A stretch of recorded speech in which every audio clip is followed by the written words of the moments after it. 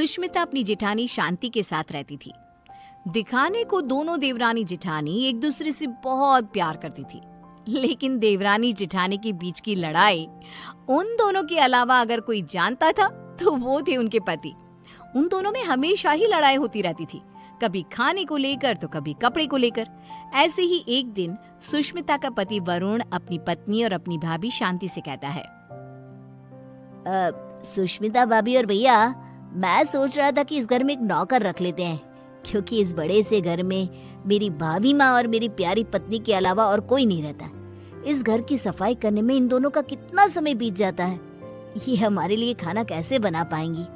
तो मैं सोच रहा हूँ कि इस घर में एक नौकर को ले आता हूँ। वरुण, आइडिया बुरा नहीं है, लेकिन इन दोनों का झगड़ा देखकर मुझे लगता है कि हमें 2 नौकर रखने चाहिए। भैया, इतना बजट कहाँ है कि हम 2 नौकर रख सके। अरे आजकल नौकर कितने महंगे हो गए हैं। ये बात तो है। ठीक है, फिर 1 नौकर रख लेते हैं। हाँ, इस घर में नौकर ले आओ, लेकिन 1 नहीं 2, क्योंकि जो नौकर मेरा काम करेगा, मैं नहीं चाहती कि वही नौकर मेरी जेठानी का भी नौकर बनकर रहे। हाँ, मैं भी नहीं चाहती कि मेरा नौकर तेरा काम करे। हाँ, तो कह दीजिए ना जेठ जी को कि आपके लिए भी नौकर ले आए वो। हाँ, मेरा पति मेरे लिए नौकर तो ले ही आएगा ना, क्यों नहीं लाएगा। इस तरह दोनों के बीच एक बार फिर से झगड़ा हो जाता है। ये देख वरुण और विक्रम उन दोनों की लड़ाई में ना पड़ते हुए अपने अपने काम पर निकल जाते हैं, और काम पर जाते जाते दोनों भाई आपस में एक दूसरे से बात करते हैं।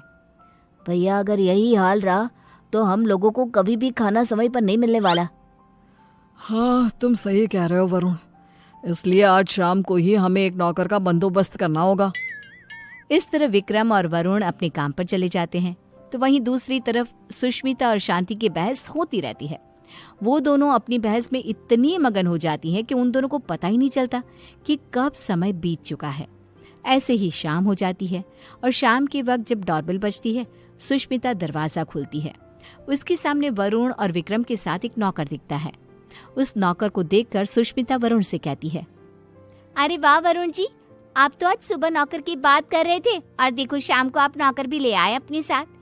पति हो तो ऐसा, वरना ना हो। सुष्मिता की बातें सुनकर शांति का गुस्सा 7वें आसमान पर पहुंच जाता है, जिसके बाद वो अपने पति के ऊपर चिल्लाते हुए कहती है, अजी आप क्यों नहीं लेकर आए? आपको दिखाई नहीं देता मैं कितनी थक जाती हूँ? अरे भाग्यवान, इस नौकर को मैं और वरुण हम दोनों ही लाए हैं। श्याम लाल किसी एक की चाकरी नहीं करेगा, बल्कि वो पूरे घर की सेवा करेगा। हाँ भैया, बिल्कुल ठीक कह रहे हैं। श्यामलाल, किचन ऊपर है, जाकर खाना बना दो। ठीक है साहब। श्यामलाल किचन में जा ही रहा था कि तभी शांति उसे रोकते हुए कहती है, अरे श्यामलाल, पहले तुम मेरा और विक्रम जी का खाना बना देना। इन दोनों को क्या है, इन दोनों का आराम से बनाते रहना, क्योंकि ये लेट नाइट्स होते हैं। ठीक है मैम साहब। अरे ऐसे कैसे? श्यामलाल, पहले तुम मेरा खाना बनाओगे। बेचारा श्यामलाल उन दोनों की बात में फंस जाता है। वो सर पर हाथ रखकर बैठ जाता है, क्योंकि उसे समझ में ही नहीं आ रहा था कि पहले किसका खाना बनाया जाए। ये देख अब विक्रम श्यामलाल का समय फिक्स कर देता है, और अपने समय अनुसार श्यामलाल अपना काम करता है। कुछ दिन तो घर में शांति का माहौल बना रहता है, लेकिन एक दिन श्यामलाल कपड़े धोने के लिए सुष्मिता के पास जाता है और उसे कहता है, बेन साहब, कपड़े धोने के लिए हैं तो आप मुझे दे दीजिए, मैं अभी आपके कपड़े धो देता हूँ। उसकी बात सुनकर शांति आती है और उसके ऊपर चिल्लाते हुए कहती है, श्यामलाल, तुम पहले मेरे कपड़े धोगे। अगर तुमने मेरे कपड़े नहीं धोए तो मैं तुम्हें नौकरी से निकाल दूंगी। जी, नाम तो आपका शांति है, लेकिन आपके अंदर ना शांति नहीं है बिल्कुल भी। अरे इस समय वो मेरे कपड़े धोएगा। हाँ, श्यामलाल उन दोनों की बातें सुनकर फिर से एक बार फंस जाता है। दुखी होते हुए कहता है, मैम साहब, आप दोनों ही मुझे अपने कपड़े दे दीजिए, मैं एक साथ कपड़े धो दूंगा। नहीं, हमारे कपड़े एक साथ नहीं धुलेंगे। नहीं, हमारे कपड़े एक साथ नहीं धुलेंगे। उनकी बात सुनकर श्यामलाल बेचारा एक बार फिर कंफ्यूज हो जाता है, और वहां से मुंह लटकाए नीचे किचन में जाकर काम करने लगता है। ऐसे ही समय बीतने लगता है, और एक दिन श्यामलाल शांति के कमरे में कुर्सी पर खड़ा होकर पंखे को रगड़ रगड़ के साफ कर रहा था। ये देख सुष्मिता नौकर के ऊपर चिल्लाते हुए कहती है, श्यामलाल, तुमने आज तक इस तरह से मेरे कमरे की सफाई तो नहीं करी। अरे ऐसी कौन सी मेहरबानी करी है जेठानी जी, जो तुम उनके कमरे की इतने अच्छे से सफाई कर रहे हो।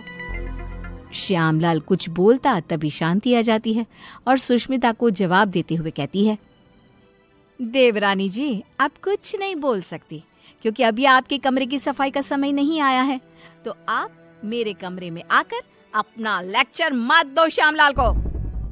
सुष्मिता मुंह बनाते हुए वहां से अपने कमरे में चली जाती है। कुछ समय बाद श्यामलाल सुष्मिता के कमरे की सफाई करने आता है। सुष्मिता श्यामलाल से अपने दरवाजे को भी घिसवाती है और अपने शीशे को भी चमकवाती है। कभी अपने कमरे के फर्श को अच्छे से रगड़वाती है और इस तरह श्यामलाल पूरी तरह से फंस जाता है। उसे समझ में ही नहीं आ रहा था कि इन दोनों को कैसे संभाला जाए, लेकिन वो बेचारा करता भी क्या, मजबूर था। ऐसे ही एक दिन श्यामलाल बाजार से सब्जियां लेने जा रहा था, तभी वो खुद से कहता है, क्यों ना मैं एक ही समय पर दोनों मेम साहब की सब्जियां ले आऊं और दोनों को अलग अलग समय पर दिखा दूंगा कि मैं अलग समय पर यही सब्जियां लेकर आया हूँ। यही ठीक रहेगा। इस तरह श्यामलाल सब्जियों को लेकर आ जाता है, लेकिन जैसे ही वो घर में घुसता है वैसे ही उसके सामने सुष्मिता और शांति खड़ी होती है। ये देख श्यामलाल के पसीने छूट जाते हैं। ये देखकर सुष्मिता कहती है, क्यों श्यामलाल, तुम्हारे पसीने क्यों छूट रहे हैं? तुमने कोई गलत काम किया है क्या? श्यामलाल, मैंने कितनी बार मना किया था कि इसके काम के साथ मेरा काम नहीं करना, लेकिन तुमने फिर से वही किया ना जो तुम्हें नहीं करना था। इस तरह दोनों अब श्यामलाल को खरी खोटी सुनाने लगती है और इतना सुनने के बाद कोई नौकर उनके घर में काम कर ले, ऐसा तो हो ही नहीं सकता। इसलिए श्यामलाल ने जवाब देते हुए उन दोनों से कहा, मेम साहब माफ करना, लेकिन मैं आपके घर में और काम नहीं कर सकता क्योंकि एक ही काम दो बार करना बड़ा ही मुश्किल हो जाता है। अरे तो क्या तुम उसके पैसे नहीं ले रहे हो? उसकी ये बात सुनकर बेचारा श्यामलाल चुप हो जाता है और ना चाहते हुए भी उन दोनों का काम करना पड़ता है। अलग अलग समय पर एक ही काम 2 बार करता हुआ खुद को देख वो बहुत परेशान होता रहता है। परेशान होकर विक्रम और वरुण के पास जाता है और कहता है, साहब मैं और काम नहीं कर सकता, यहाँ एक ही काम 2 बार करना पड़ता है। अरे एक काम अगर कोई 2 बार करेगा तो परेशानी हो जाएगा ना, इसलिए मैंने अब ठान लिया है कि इतने कम पैसों में मैं नहीं काम करने वाला। अगर आपको काम करवाना है तो आप किसी दूसरे नौकर को ढूंढ लो। मैं तो यही सलाह देना चाहूंगा कि आप दोनों अपनी अपनी पत्नियों के लिए अलग अलग नौकर रखना, वरना उस बेचारे का भी मेरे जैसा ही हाल हो जाएगा। इतना कहकर श्यामलाल उनकी नौकरी उनको ही सौंप कर चला जाता है। इस तरह बेचारे वरुण और विक्रम परेशान हो जाते हैं। कुछ समय बाद उन दोनों की पत्नियां हॉल में आती है और अपने पतियों से कहती है, अरे श्यामलाल कहाँ है? अरे श्यामलाल कहाँ है? दोनों भाई एक दूसरे की तरफ देखते हैं और कहते हैं, वो काम छोड़कर चला गया, तुम दोनों ने उसके नाक में दम कर रखा था। अच्छा, तो हम लोगों ने उसके नाक में दम कर रखा था तो तुमने उसको निकाल दिया ना, तो अब इस घर का काम तुम लोग ही करोगे। हाँ, मेरी देवरानी बिल्कुल सही कह रही है, अब इस पूरे घर का काम तुम लोगों को ही करना होगा। इतना कहकर दोनों देवरानी जिठानी चली जाती हैं। अब बेचारे वरुण और विक्रम दोनों को ही घर का काम करना पड़ता है। घर की सफाई, कपड़े धोते, बर्तन धोते और खाना